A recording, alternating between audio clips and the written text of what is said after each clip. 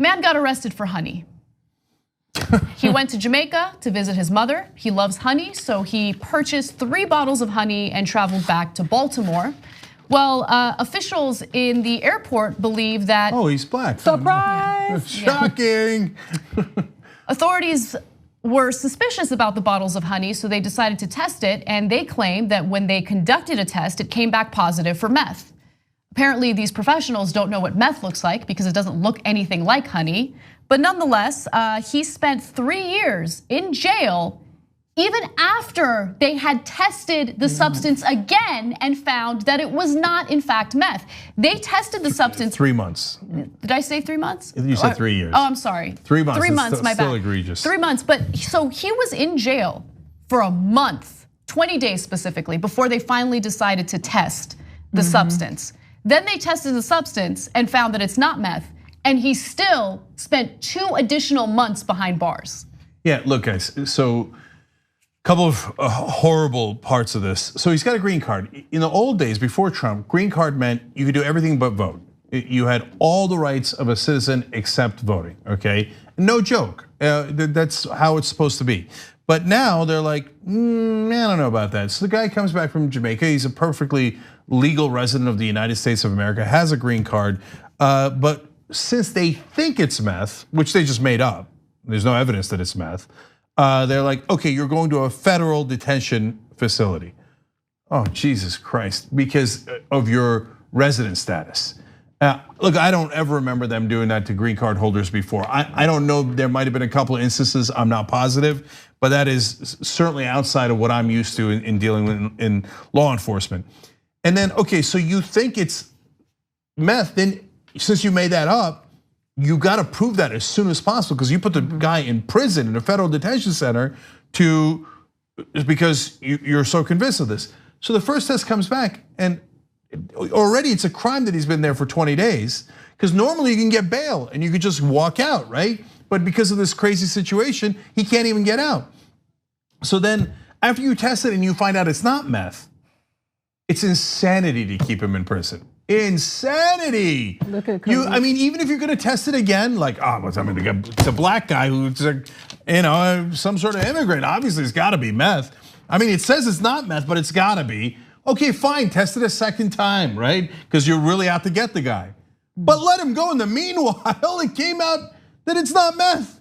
It's so. They put him in danger by putting him in prison because lost his job. He lost his job. He could have been, something could have happened to him, like a lot of the stuff that happened to the guys in the Central Park 5. Khalif Browder killed himself because he was wrongfully incarcerated for so long in a federal prison. He couldn't take it anymore. But the thing, and come on, guys, he came from Jamaica. You're looking for ganja. You're not looking for no meth. Meth you go find in all these towns throughout the United States of America, filled with poor white people who are doing meth. They're selling it, and not that people of color don't do meth, but let's keep it all the way real. This is the thing why I am decided to move in a different direction, and I tell people of color all the time, you can complain about A$AP Rocky all you want. A$AP Rocky is not the problem. The problem is these institutions, these organizations, all that outrage and cancel culture needs to be directed to that. Cancel those local politicians, cancel these federal politicians. Stop putting your money in corporations that fund your supremacy, the white supremacy. How many more stories, how many more videos do we need to watch? You knew he was black when you read that. You know why? Because that's what happens to black people, and it continues to happen because we do not put our power to overturn the government, and we're too busy canceling celebrities on Instagram. Yes. We need to focus our attention on the money and the systems that hold us back, and stop putting money into the corporations of the people who oppress you. One thing I want to just quickly add, I totally agree with you, and cancel culture I think is 100% directed at the wrong people 95% of the time. But one other thing is, look, I get meth, liquid meth apparently does have a yellow tinge to it. It doesn't look like honey. Right. I looked at the bottles of honey, pictures of the bottles of honey that they took from him. It's dark, it's like almost orange, right? It's obviously not meth, and it was, why did they think, I mean, I've actually traveled to other countries and brought back honey because I love honey, right? No one's ever questioned me, no one's ever stopped me, no one's ever asked whether or not I'm hiding drugs in my bottle of honey. Yeah, Honestly, the other reason I knew he was black was because he was visiting relatives in Jamaica. And if you're wondering, because this is the right wing always like, yeah, but he must be guilty of something, right? They must have had a reason to suspect him. Yeah, he's guilty of trying to build a life in America. Okay. Don't make that mistake.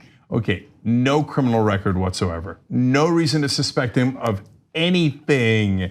And finally, I want to correct one of you guys who said he lost his job. He was Jamaican. Of course, he had 2 jobs. 3. He was a cleaner and a construction worker, but kidding aside, he did lose both jobs. Who's gonna give him the money for all that time? Who's gonna give him back his freedom? Who's gonna compensate him for all that stuff? And all based on assumptions on who he is. On the go? Don't worry, we got you covered. You can still listen to TYT at our new podcast network. Find us on Apple Podcasts, the Google Play Store, or at tyt.com/podcast.